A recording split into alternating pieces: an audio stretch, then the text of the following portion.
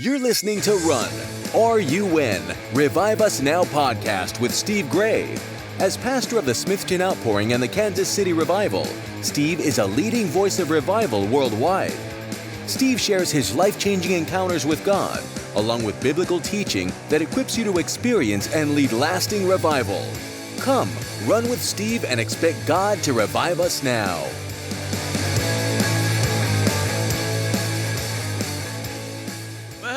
Welcome to another Revive Us Now podcast. I am your host, Steve Gray, and we're going to talk about revival, and we're going to talk about the stoning of Stephen, or a little bit of background on Stephen from the book of Acts, and how that affects us today, and what's stopping revival. I always like to talk about what's causing revival, what could cause a revival, and what's stopping revival. And I talk a lot about those things and different ingredients. We'll talk about that today too.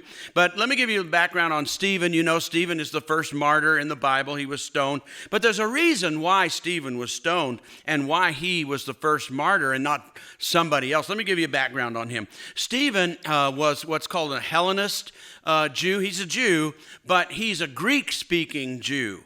And Greek-speaking Jews were viewed differently. It was not right, but they were viewed differently than the Hebrew-speaking Jews. So when you see Peter and James and John, they were Hebrew-speaking Jews or Aramaic speaking Jews with Hebrew background, but they grew up in the Jerusalem culture and the Israel culture. But Stephen would be considered kind of like a foreigner moved back. His ancestry, they probably could have been taken away when the Babylonian Empire came and took them away, and they were taken into exile, and now they've moved back. But they are Greek-speaking Jews, and they call them Hellenistic Jews.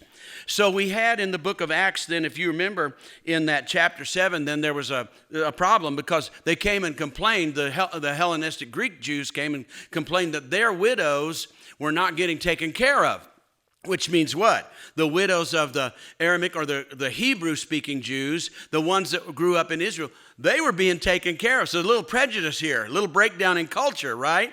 And so the Greek-speaking ones were not getting as much advantage and taken care of. So they raised up Greek-speaking Jews and called them deacons and said, here, you make sure your widows get fed, okay, and get taken care of. And so that's what Stephen was. So now that explains a little bit when he gets up and starts talking, and he really lets them have it. But who's he talking to? He's talking to Hebrew-speaking, the Hebrew-rooted Jews whose ancestry was from Israel. And Stephen's ancestry is not from Israel. And so he's going to start out, and so he's going to prove that he understands Israel. So he starts giving the history of Israel, and he's right. He does it really well. But then as he goes on, he's going to let them have it and tells them that, they crucified Jesus, the Son of the living God, the Messiah. And they might have let somebody else say that to him. Or at least they wouldn't have liked it, but they wouldn't have. But they decide, you're not even from here, sorta, right? You're a Greek speaking, and you're going to tell us what we did wrong? And so it really, really infuriated him. And so that's one of the reasons why that happened. So when he gets down to this and tells him, he all of a sudden speaks to him, and he says, however, the Most High does not live, and heaven is his throne. And all of a sudden he breaks out and says to the Hebrew-speaking Jews who were the leaders, and high in their society, and he all of a sudden says to them, you stiff-necked people, right? Well, that's an insult to them, but it's also consider who is saying it. It's the ones that the Greek speaking, and they're like, what? Who are you to talk to us? He says, you are just like your ancestors. What? No wonder. Are you getting this now? It's just a little history and clues and interesting things. You're just like your ancestors. Well, here's a Greek-speaking Jew whose ancestors were taken off into captivity, and then they moved back into Israel. But their ancestors had always lived in Israel. And he's saying, your ancestors who never left Israel are stiff-necked people. And he says, you're just like them. And he says, you always resist the Holy Spirit. You always resist the Holy Spirit. And we find that to be true because some of the Greek-speaking ones and the ones that had gone off into exile and come back, some of their hearts were softer and quicker to respond to God.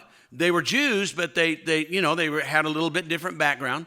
And some of them were quicker to respond to God and the miracle. I mean, Stephen, he did miracles and he was among people doing miracles.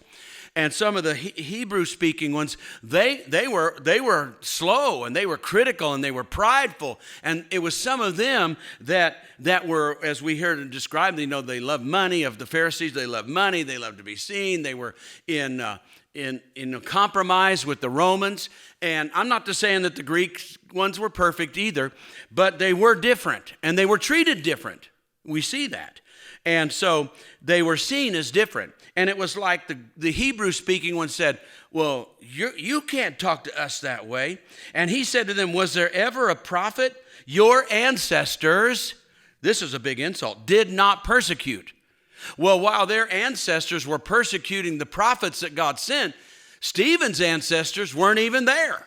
So he's like saying, my people weren't even there. We were someplace else, but your ancestors were here resisting the Holy Spirit and persecuting the prophets and killing them. So now you can see, and then you betrayed and murdered, the Messiah, and it was when the members of the Sanhedrin, the Hebrew-speaking Sanhedrin, they heard this, they gnashed their teeth and got angry, of course. And Stephen, full of the Holy Spirit, looked up to heaven. You know that.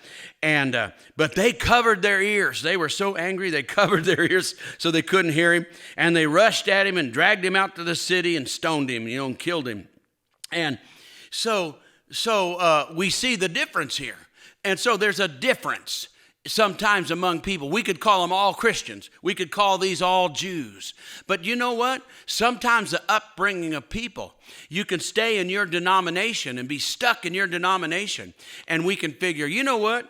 That denomination is stiff-necked. It's never going to change. I've had people tell me, well, I'm just going to, they saw the move of God. We were involved with two of them in the late 2008, 9, 10, 11, and also the late 90s. And they've been, talked about and all that stuff.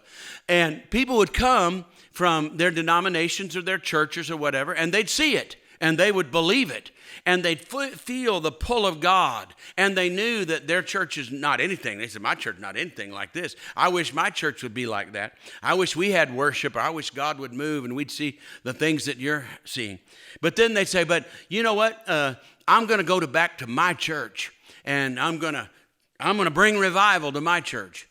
Well, I don't think I've ever seen it. If the pastor and the leaders of that church or that group or that denomination weren't involved and weren't for it, the move of God, I don't think I ever saw it happen. I might be forgetting somebody. But anyway, they go back, and you find out that if you go back to that group, you'll find out they've probably been stiff-necked for how long?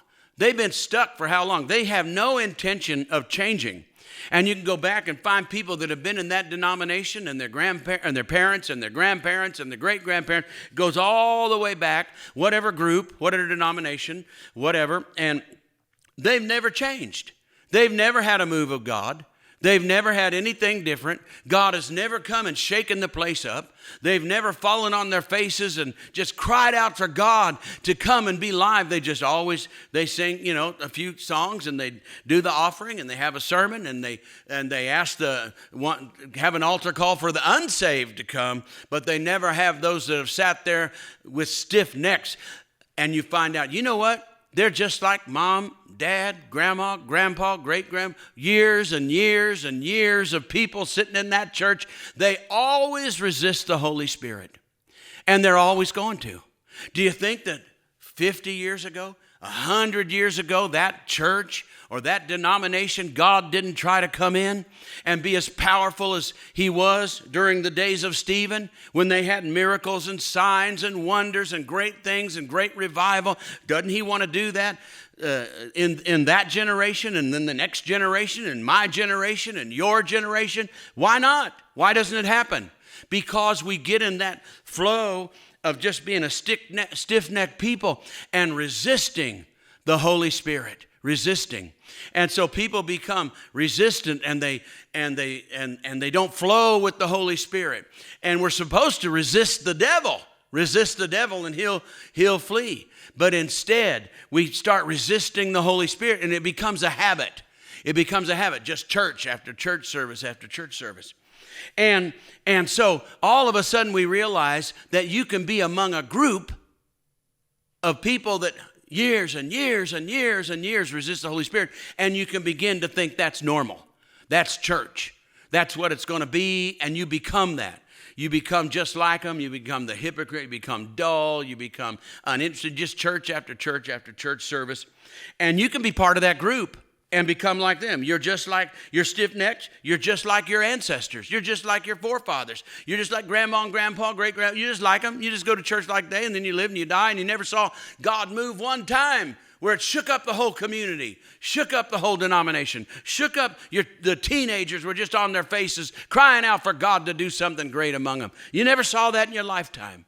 But you can be part of another group. Stephen was part of another group. And in his group, God was moving in signs and wonders and miracles. Now, just to show you how right this is that there were two different groups. Well, so Stephen gets stoned, and then it says a great persecution after that. You know, this is where Saul, who becomes Paul, he's there, and he's going to start the persecution going even greater. And it says, on that day that Stephen was stoned and was killed, it says, a great persecution broke out against the church in Jerusalem. All right, I can take that. So a great persecution, and it says everybody scattered, which maybe wasn't too bad because now everybody can go out and instead of staying in Jerusalem, they can go and preach the gospel in other areas. Not so bad maybe. They went to Judea and Samaria, so okay, whatever happened. But get this, everybody scattered throughout there except, okay, so persecution broke out against the church in Jerusalem, and all except the apostles were scattered. All except the apostles. Well, who were the apostles? The apostles were the Hebrew-speaking, rooted Jerusalem, Israel, believers, and they were like these other people. They didn't have to leave town. See? They were part of the group. Now, I'm not saying they were stiff-necked. Obviously, they weren't. They were great men and women that were part of this group.